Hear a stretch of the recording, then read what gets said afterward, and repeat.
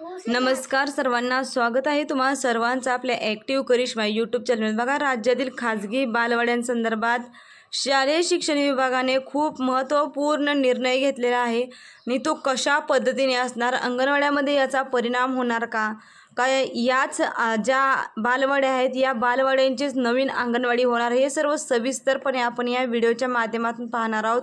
Video शेवटपर्यंत पहा आणि आपल्या ॲक्टिव्ह करिश्मा यूट्यूब चॅनलवर जर नवीन असाल तर आज आपल्या चॅनलला सबस्क्राईब करून घ्या, जेणेकरून येणाऱ्या नवीन व्हिडिओचे अपडेट आणि माहिती सर्वात प्रथम तुम्हाला भेटेल। तर बघा, शालेय शिक्षण विभागाचा खूप मोठा निर्णय। बघा, राज्यातील खाजगी बालवाड्यांची नोंदणी बंधनकारक। बघा, शालेय शिक्षण विभागाने याबाबतचा शासन निर्णय सुद्धा प्रसिद्ध केलेला आहे। राष्ट्रीय शिक्षण धोरण 2020 मध्ये शिक्षणाचं 5-3-3-4 असा आकृतिबंध तयार करण्यात आलेला आहे आणि या आकृतिबंधानुसारच आता आपल्या अंगणवाड्या सुद्धा या जिल्हा परिषदेला जोडण्याचं काम सुरू झालेलं आहे आणि जे बालवाड्या आहेत, ज्या खाजगी बालवाड्या आहेत, या सुद्धा खाजगी बालवाड्यांना आता शालेय शिक्षण विभागाअंतर्गत जोडण्याचं काम हे होणार आहे। त्यामुळेच या संदर्भात हा GR आलेला आहे। बघा, राष्ट्रीय शिक्षण धोरण 2020 नुसार आता पूर्व प्राथमिक शिक्षणाचा समावेश पायाभूत स्तर म्हणून शालेय शिक्षणात करण्यात आलेला आहे। या पार्श्वभूमीवर राज्यातील खाजगी बालवाड्यांची माहिती राज्य सरकारकडे उपलब्ध नसल्याने खाजगी बालवाड्यांना नोंदणी करणे बंधनकारक करण्यात आलेले आहे। त्यासाठी बघा, 7 दिवसाची मुदत देण्यात आलेली आहे।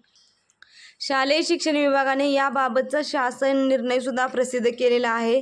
राष्ट्रीय शिक्षण धोरण 2020 मध्ये शिक्षणाचा 5+3+3+4 असा आकृतिबंध तयार करण्यात आलेला आहे। त्यातील पहिल्या 5 वर्षामध्ये पूर्व प्राथमिक शिक्षणाची 3 वर्ष 3 ते 6 बघा, तसेच बघा इयत्ता पहिली आणि दुसरी वयोगट बघा 6 ते 8 यांचा समावेश आहे। हा 5 वर्षाचा टप्पा शिक्षणाचा पायाभूत स्तर मानण्यात आलेला आहे।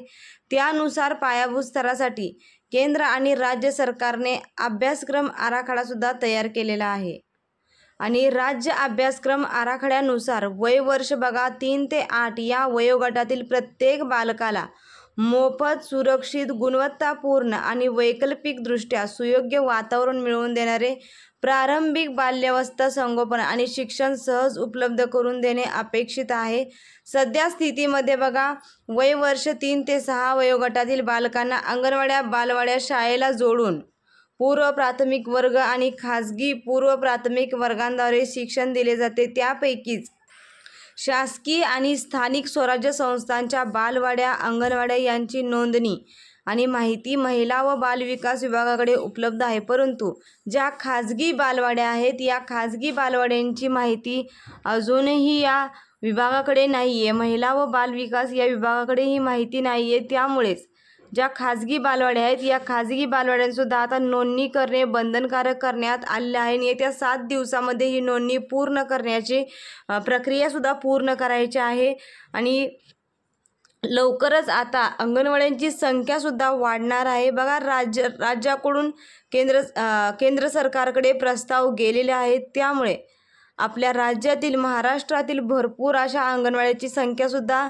लवकरात लवकरच वाढणार आहे। त्याची प्रक्रियाही सुरू झालेली आहे। त्यामुळे हा व्हिडिओ खूप महत्त्वपूर्ण आहे। जास्तीत जास्त अंगणवाडी ताईंना शेअर करा आणि अशाच अंगणवाडी संदर्भात नवनवीन अपडेटसाठी आणि माहितीसाठी तुम्ही आजच आपल्या ॲक्टिव्ह करिश्मा यूट्यूब चॅनलला सबस्क्राईब करून ठेवा, जेणेकरून येणाऱ्या नवीन व्हिडिओचे अपडेट आणि माहिती सर्वात प्रथम तुम्हाला भेटेल।